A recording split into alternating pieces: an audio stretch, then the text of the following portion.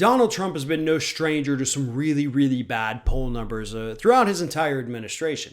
And the last few months have delivered nothing but bad news for the president. Basically, since about mid-April, his poll numbers have taken an absolute nosedive. Prior to that, he at least had a little bit going for him, with a majority of Americans supporting his handling of the economy. In fact, up till mid-April, a majority of Americans actually supported his handling of the coronavirus pandemic. Today, those numbers have been wiped clean. He no longer has support of the majority of Americans on pretty much any issue. He is losing to his opponent, Joe Biden, by double digits, including in some vital swing states, and even in some red states he is losing to Joe Biden by single digits, but still red states, and he's losing. And now his favorite pollster, Scott Rasmussen, has released new numbers once again this week that have Donald Trump with his lowest ever approval rating. When Donald Trump, by the way, tweets out poll numbers that he says are good for him, they always come from Rasmussen. Rasmussen is the only one that he trusts. And that's because Rasmussen is the only one that's not exactly trustworthy. As we've discussed in the past, Rasmussen has statistically always had their Republicans that they do polling for several points ahead of where other polls have them.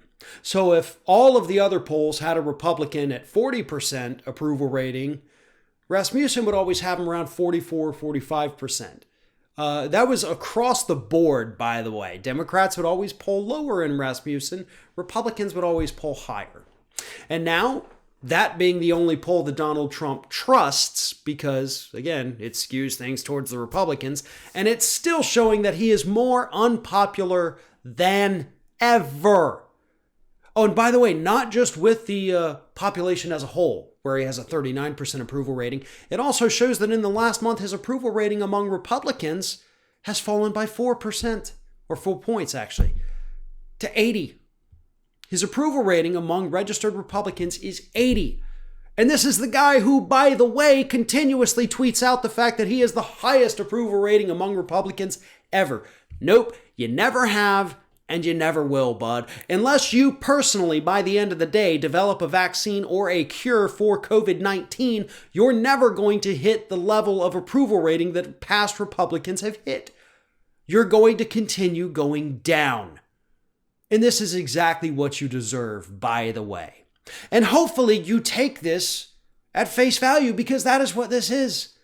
Because Rasmussen's numbers now are matching up with what other pollsters, including Gallup, including all of the other ones who actually have some credibility, his numbers match theirs now. You can't deny it.